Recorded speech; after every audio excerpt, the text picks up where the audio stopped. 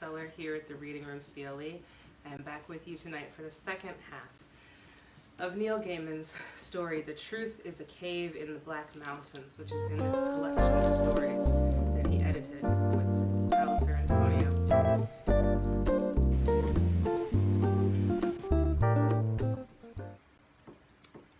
Is it magic? I asked, although I smelled no magic on the air. Collins said, it is nothing, a property of the light, a shadow, a reflection. No more. I see a man beside me as well. He moves as I move.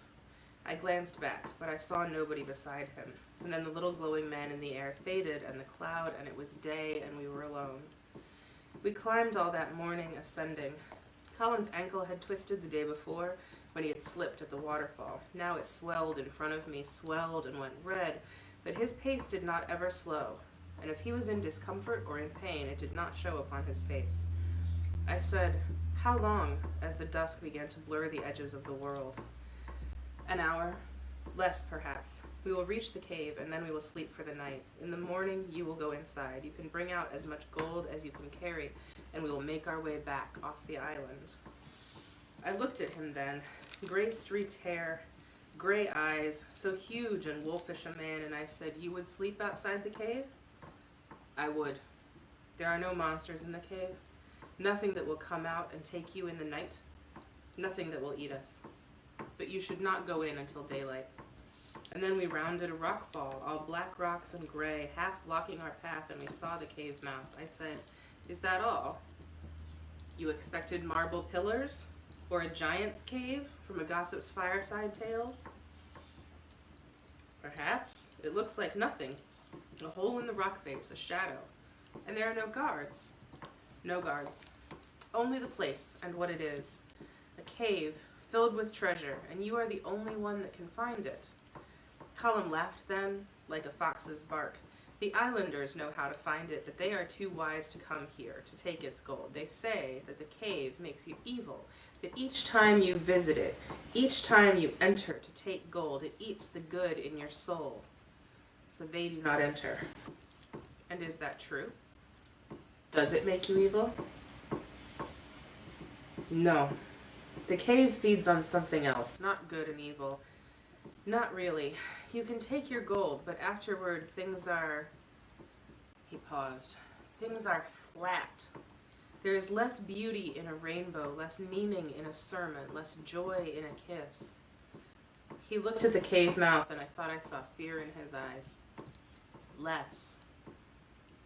I said, there are many for whom the lure of gold outweighs the beauty of a rainbow.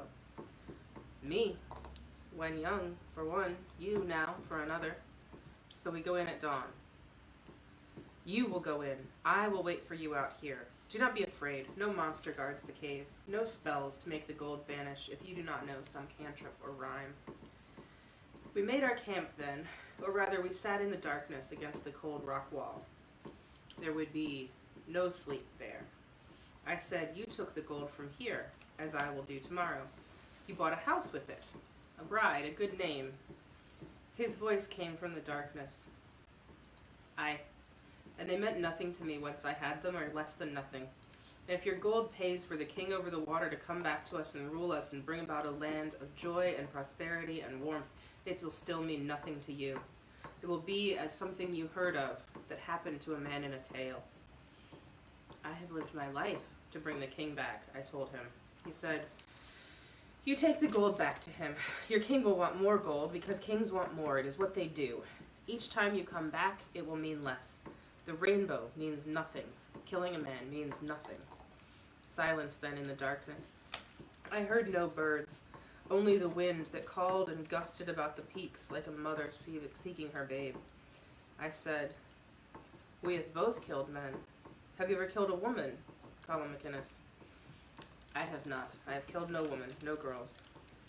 I ran my hands over my dirk in the darkness, seeking the wood and center of the hilt, the steel of the blade. It was there in my hands. I had not intended to ever tell him, only to strike when we were out of the mountains, strike once, strike deep, but now I felt the words being pulled from me. Would I, or never so?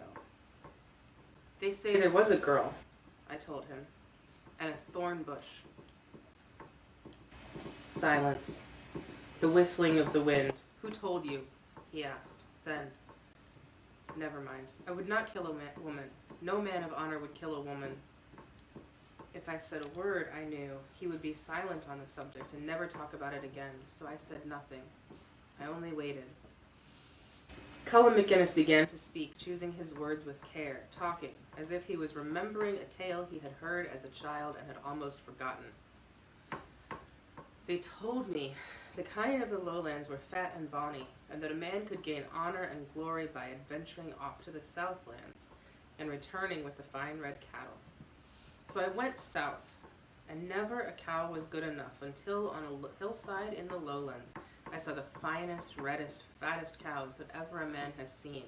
So I began to lead them back the way I had come. She came after me with a stick. The cattle were her father's, she said, and I was a rogue and a knave and all manner of rough things.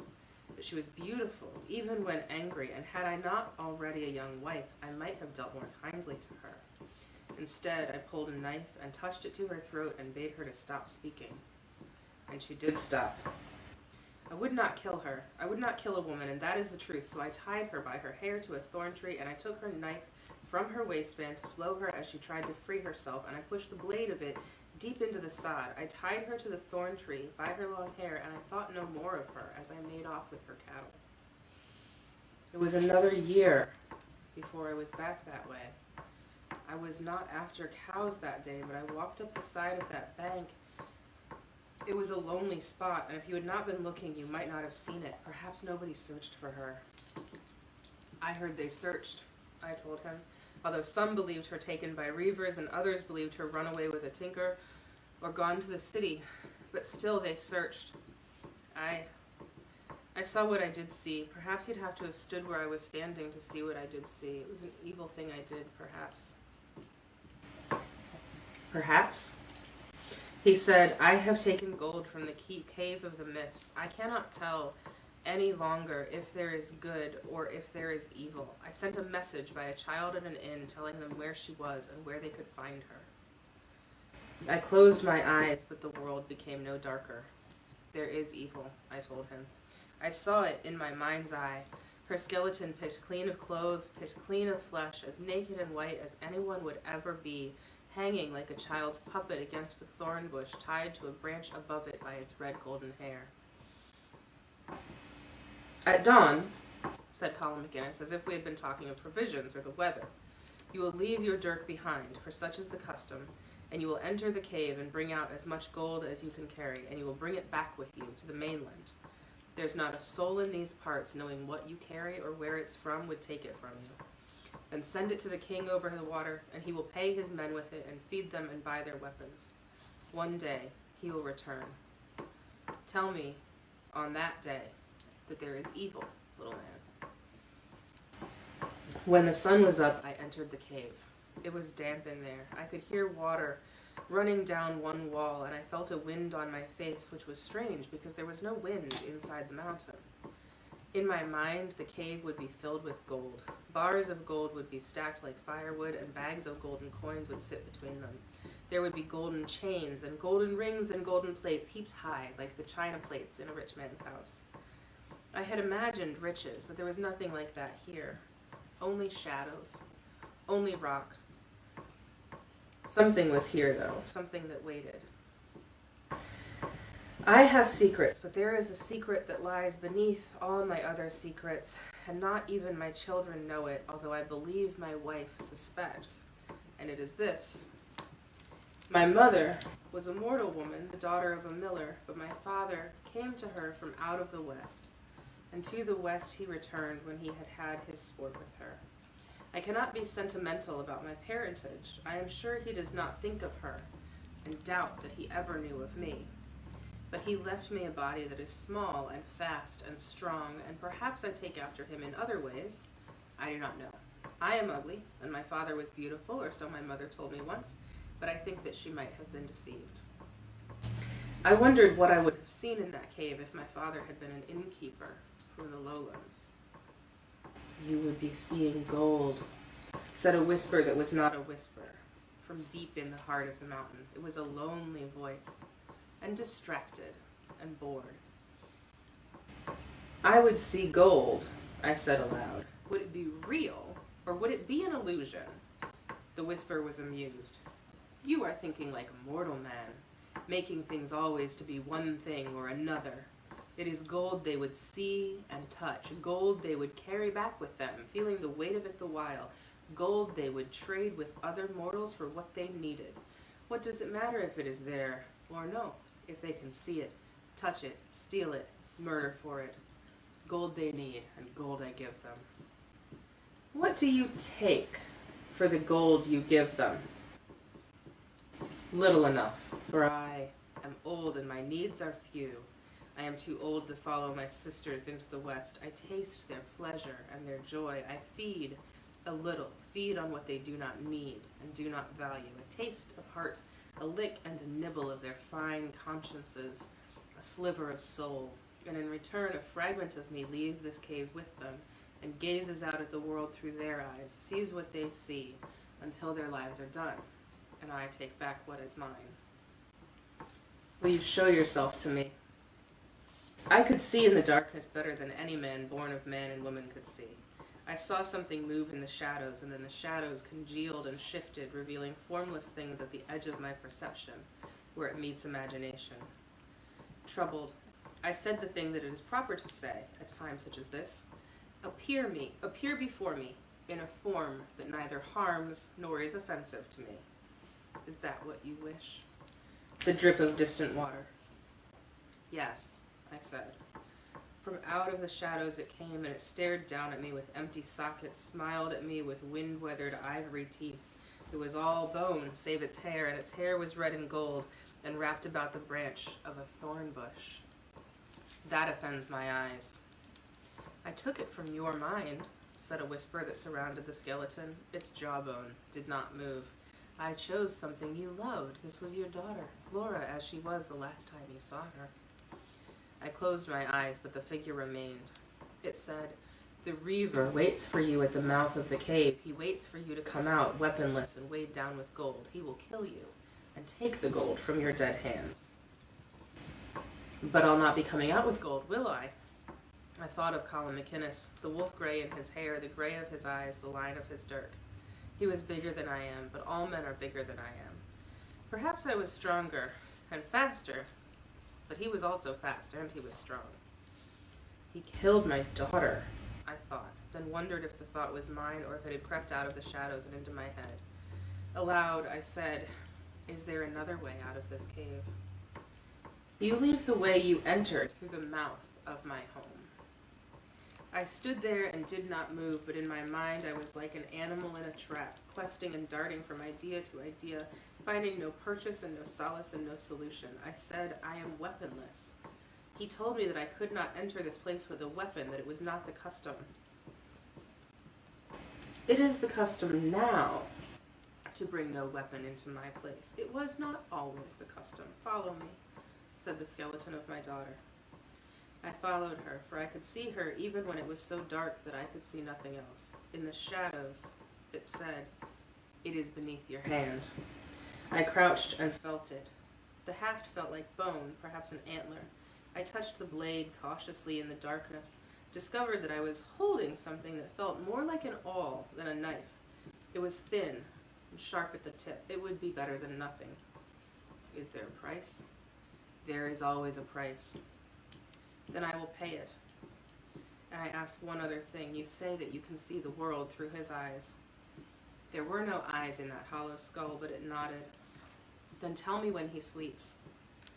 It said nothing. It melded into the darkness, and I felt alone in that place. Time passed. I followed the sound of the dripping water, found a rock pool, and drank. I soaked the last of the oats, and I ate them, chewing them until they dissolved in my mouth. I slept and woke and slept again, and dreamed of my wife, Morag, waiting for me as the season changed, waiting for me just as we had waited for our daughter, waiting for me forever.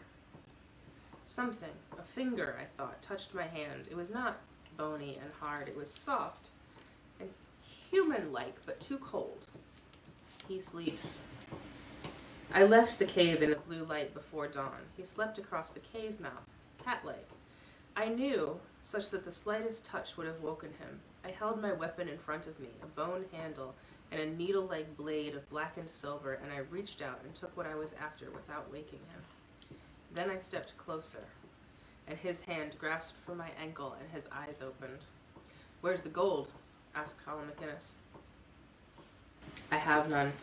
The wind blew cold on the mountainside. I had danced back out of his reach when he had grabbed at me. He stayed on the ground, pushed himself up onto one elbow. Then he said, "Where's my dirk?" "I took it," I told him, "while you slept." He looked at me sleepily. "And why ever would you do that? If I was going to kill you, I would have done it on the way here. I could have killed you a dozen times." "But I did not have gold then, did I?" He said nothing. I said, "If you think you could have got me to bring the gold from the cave, and that not bringing it out would have saved your miserable soul, then you are a fool." He no longer looked sleepy. "A fool, am I?" He was ready to fight. It is good to make people who are ready to fight angry. I said, "Not a fool. No, for I have met fools and idiots, and they are happy in their idiocy, even with straw in your hair. You are too wise for foolishness. You seek only misery, and you bring misery with you, and you call down misery on all you touch." He rose then, holding a rock in his hand like an axe, and he came at me. I am small, and he could not strike me as he would have struck a man of his own size. He leaned over to strike. It was a mistake. I held the bone haft tightly and stabbed upward, striking fast with the point of the awl like a snake. I knew the place I was aiming for, and I knew what it would do. He dropped his rock, clutched at his right shoulder. "My arm," he said. "I cannot feel my arm." He swore then, fouling the air with curses and threats. The dawn light on the mountain top made everything so beautiful and blue. In that light, even the blood that had begun to soak his garments was purple. He took a step back, so he was between me and the cave. I felt exposed to the rising sun at my back. "Why do you not have gold?" he asked me. His arm hung limply at his side. "There was no gold there for such as I said. He threw himself forward then, ran at me and kicked at me. My awl blade went flying from my hand. I threw my arms around his leg and I held on to him as together we tumbled off the mountainside. His head was above me and I saw triumph in it, and then I saw sky, and then the valley floor was above me and I was rising to meet it, and then it was below me and I was falling to my death. A jar and a bump, and now we were turning over and over on the side of the mountain, the world a dizzying whirligig of rock and pain and sky, and I knew I was a dead man, but still I clung to the leg of Colin McInnes. I saw a golden eagle in flight, but below me or above me I could no longer say. It was there in the dawn sky, in the shattered fragments of time and perception, there in the pain. I was not afraid. There was no time and no space to be afraid in. No space in my mind and no space in my heart. I was falling through the sky, holding tightly to the leg of a man who was trying to kill me. We were crashing into rocks, scraping and bruising, and then we stopped. Stopped with force enough that I felt myself jarred and was almost thrown off Colin McInnes into my death beneath. The side of the mountain had crumbled there long ago, sheared off, leaving a sheet of blank rock as smooth and featureless as glass. But that was below us. Where we were, there was a ledge, and on the ledge there was a miracle. Stunted and twisted, high above the tree line where no trees have any right to grow, was a twisted hawthorn tree, not much larger than a bush. Although it was old, its roots grew into the side of the mountain, and it was this hawthorn that had caught us in its gray arms. I let go of the leg, clambered off Colin McInnes's body and onto the side of the mountain. I stood on the narrow ledge and looked down at the sheer drop. There was no way down from here. No way down at all. I looked up. It might be possible, I thought, climbing slowly, with fortune on my side, to make it up that mountain. If it did not rain. If the wind was not too hungry. And what choice did I have? The only alternative was death. A voice. "So, will you leave me here to die, dwarf?" I said nothing. I had nothing to say. His eyes were open. He said, "I cannot move my right arm since you stabbed it. I think I broke a leg in the fall. I cannot climb with you." I said, "I may succeed or I may fail." "You'll make it. I've seen you climb after you rescued me, crossing that waterfall. You went up those rocks like a squirrel going up a tree." I did not have his confidence in my climbing abilities. He said, Swear to me by all you hold holy. Swear by your king who waits over the sea as he has done since we drove his subjects from this land. Swear by the things you creatures hold dear. Swear by shadows and eagle feathers and by silence. Swear that you will come back for me. You know what I am? I said. I know nothing, he said, only that I want to live. I thought. I swear by these things, I told him, by shadows, and by eagle feathers, and by silence. I swear by green hills and standing stones, I will come back. I would have killed you, said the man in the hawthorn bush, and he said it with humor, as if it was the biggest joke that ever one man had told another. I had planned to kill you, and take the gold back as my own. I know. His hair framed his face like a wolf-gray halo. There was red blood on his cheek where he had scraped it in the fall. You could come back with ropes, he said. My rope is still up there by the cave mouth, but you'd need more than that. Yes, I said, I will come back, with ropes. I looked up at the rock above us, examined it as best I could. Sometimes good eyes mean the difference between life and death, if you are a climber. I saw where I would need to be as I went, the shape of my journey up the face of the mountain. I thought I could see the ledge outside the cave from which we had fallen as we fought. I would head for there, yes. I blew on my hands to dry the sweat before I began to climb. I will come back for you, I said, with ropes, I have sworn. When? He asked, and he closed his eyes. In a year, I told him. I will come here in a year. I began to climb. The man's cries followed me as I stepped and crawled and squeezed and hauled myself up the side of that mountain, mingling with the cries of the great raptors, and they followed me back from the misty isle, with nothing to show for my pains and my time, and I will hear him screaming at the edge of my mind as I fall asleep, or in the moments before I wake, until I die. It did not rain, and the wind gusted and plucked at me, but did not throw me down. I climbed, and I climbed in safety. When I reached the ledge, the cave entrance seemed like a darker shadow in the noonday sun. I turned from it, turned my back on the mountain, and from the shadows that were already gathering in the cracks and the crevices, and deep inside my skull, and I began my slow journey away from the misty isle. There were 100 roads and 1,000 paths that would take me back to my home in the lowlands, where my wife would be waiting.